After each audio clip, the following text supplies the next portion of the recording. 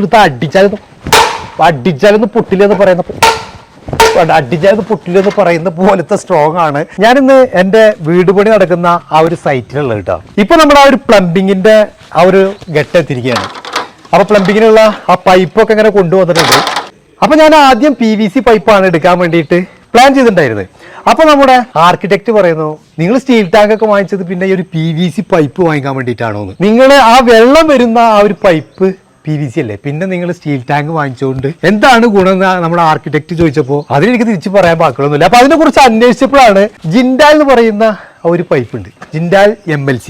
ജിൻഡാലിന്റെ MLC പൈപ്പിലേക്ക് വരുമ്പോൾ നമുക്ക് cold and hot വാട്ടറിന് ഈ ഒരൊറ്റ പൈപ്പ് മതി. നമുക്കൊരു 120 ഡിഗ്രി ഹോട്ട് വാട്ടർ ഒക്കെ വിട്ടാൽ പോലും നമുക്ക് ബൾജാവ് പൊട്ടിപ്പോ ചെയ്യുന്നില്ല. മിറർ ഫിനിഷിംഗ് ആണ് കംപ്ലീറ്റ് ഉള്ളിൽ വരുന്നത്. ഇന്നർ ലെയർ പോളിയത്തിലും വരുന്നത് മിറർ ഫിനിഷിംഗ് ആണ്. നമുക്ക് ചളി കട്ട പിടിച്ചിരിക്കുന്നില്ല, അതിൽ പായൽ പൂപ്പൽ ക്രിയേറ്റ് ആവുന്നില്ല. 10 years റീപ്ലേസ്മെന്റ് ഗ്യാരണ്ടി ലീക്ക് വന്നത് നമ്മൾ റീപ്ലേസ് ചെയ്ത് കൊടുക്കും. 10 years റീപ്ലേസ്മെന്റ് കൊടുക്കുന്ന തന്നെ നമുക്ക് 100% ലീക്കേജ് വരില്ല എന്നുള്ള ഷുവർട്ടി ഉള്ളതുകൊണ്ട് തന്നെയാണ്. നമുക്ക് ടോട്ടൽ MLC പൈപ്പിന് ടോട്ടൽ വരുന്നത് 5 ലേയേഴ്സിന്റെ ഒരു കോംബോ വരുന്നത്. 5 ലേയേഴ്സ് എന്ന് പറയുന്നത് ഇന്നർ ലെയർ പോളിയത്തിലിൻ കുട്ടികളുടെ ഫീഡിംഗ് ബോട്ടിൽ മരുന്നിന്റെ ബോട്ടിലൊക്കെ വരുന്ന ഒരു മെറ്റീരിയൽ ആണ്. സെക്കൻഡ് വരുന്ന ഒരു മെറ്റൽ എന്ന് പറയുന്നത് മെറ്റൽ ലെയർ ആണ്.